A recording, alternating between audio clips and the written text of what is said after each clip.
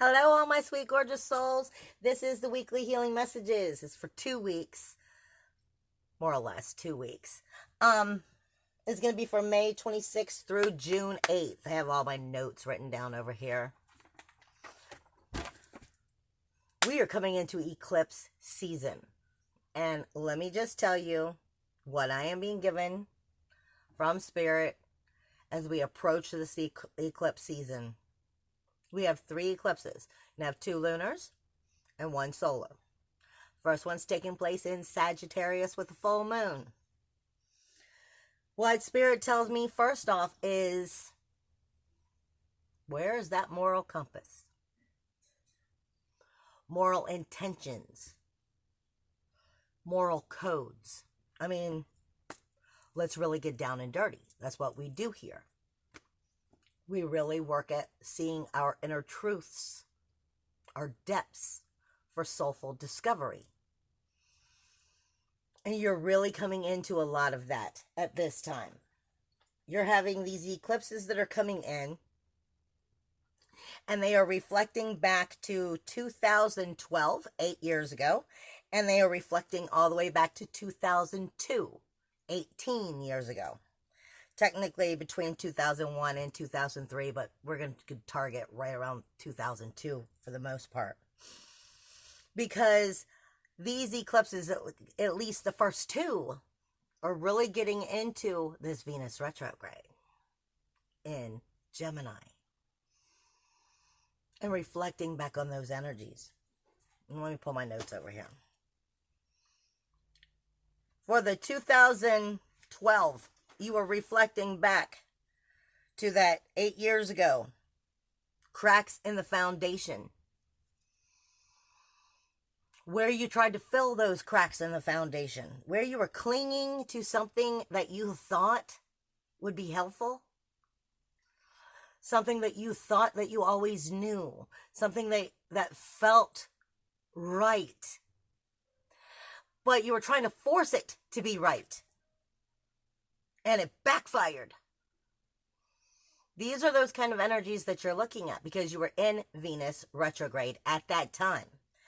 The thing is, it was the South Node at that time that was in Gemini with that Venus retrograde 8 years ago. The South Node is everything that you are very good at, but it no longer serves you. So you're reflecting back to 8 years ago, well, what you was trying to do, what you was clinging onto, what was your crutch that made you feel safe and secure? And trying to force it and rebirth it to happen. And it couldn't. It wasn't meant to. It backfired. This is why Spirit is giving me those moral codes, moral intentions. The heart may have been there. The idea, the people, places, and things that was dealing with these energies may have been there.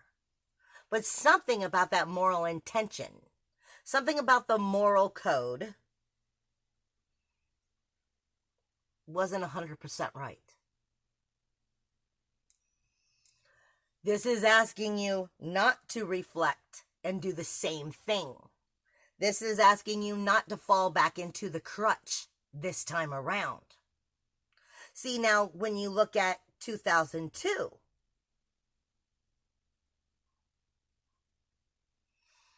you had the North Node in Gemini, and Rahu was here, which is who is there now. But you also had Saturn.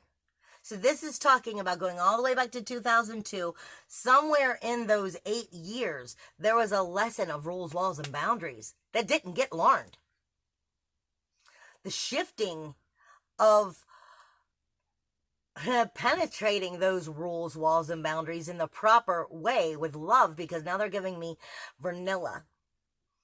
This has to do with true, unconditional love for yourself, for your moral codes, your moral intentions, your moral truths, and setting proper boundaries so that it can happen, because we are talking about Venus in retrograde. This is speaking to us of values. It's speaking to us of our foundations. It's speaking to us of our finances. It's speaking also, because of it being the North Node and the South Node, Rahu and Ketu, it's speaking to us of distance and up close and personal. Are you trying to stretch your arms and grab something that's too far away? Too far away from your now? And trying to rebirth it? It's not going to happen. It's not meant to happen. Doesn't mean that the heart and the soul isn't in the right place, but it means something about those morals aren't being straightened out yet. Something about that moral compass isn't being straightened out yet. The depths and the truths of it isn't. So if you're stretching too far away for something that already was, it's out of hand's reach for a reason. And it's meant to be that way. This is with Gemini and Venus and retrograde. This is all about what is up close and personal. Up close and personal, setting those values, setting those boundaries, creating the finances. All of that up close and personal in your day-to-day life, your neighborhood. What is right here? I am being given the gnat or the fruit fly. And a lot of people automatically connect the fruit fly with, death. But it's not. It is, but it's not. It's also seeing clearly through the lines, seeing clearly through the bullshit. It's very heightened sensitivity and making you see the truth that's right in front of your face is what gnats speak to us of.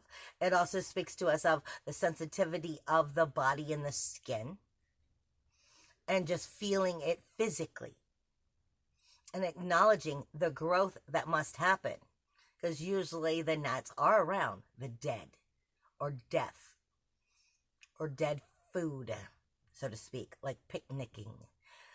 So the idea is to see through the truth. See through the truth. See what's right in front of your face that you're not seeing. And heighten that sensitivity so that you're able to do what you must do as you move forward. I'm also being given the tiger. The tiger speaks to us of courage. And in this case, they're giving me courage through tranquility again. Having the courage to go out and stand on your own. By being comfortable with who you are. They're also giving me the spider, and the spider has many different meanings. The spider speaks to us of the web we weave. Are you weaving for now? Are you weaving because of the past or the moral compass idea of the future? The idea is to always be weaving that web for now. The future is never guaranteed. Yes, you always want to look towards the future, but you live in the now. It teaches us how to grow in our now so that we can get to the future that we truly want to create by learning from our past, not living in our past. The idea is do not cling on to things that are too far away, too far in your past, or out of reach. The idea is to cling to what is close and make it happen. Do not forsake your value, your worth, your self-esteem, your moral compass of what you value. And is it truly honorable and genuine?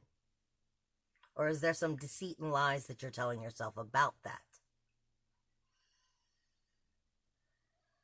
Don't try to control what's already backfired. And don't crutch onto the things that have been in the past, something that's helped you get over the hump, because it won't anymore, because they give me the song by the Cranberries, Zombie. The eclipse is going to happen on the 5th in Sagittarius. Like I said, dealing with 2012 and 2002. You're also going to have it on the cusp of Gemini and Cancer for the next 2 eclipses, not this one. Sorry, the next 2 eclipses are going to be on Gemini and Cancer, and then Capricorn and Sagittarius. So it's kind of going backwards a little bit. It's in the energy of, let me just make sure you did get those messages, even though it's pulling in the energies of the new, of where they are. On the 27th and the 28th, Mercury Vista and Rahu are going to be in conjunct, which is in that communication house as they start to separate and go between Gemini and Cancer. So it's going to be communication, and it's going to be up close and personal. Home, spiritual soulfulness, as well as the home. It's going to be inner emotional security.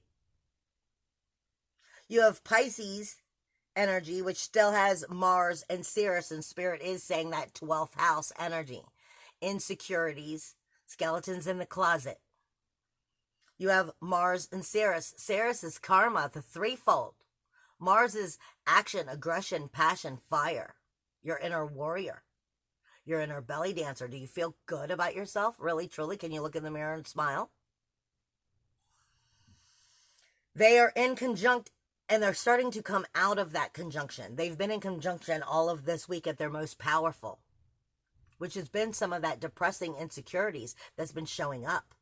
They've been showing you them because they're helping you to overcome them. But they're coming into Neptune, and if you stay in that lower vibration, that negative vibration, Neptune will recreate again. This is about rising above it. But this energy is not getting along with the Sun and Venus, which is in retrograde. That value is going to question you.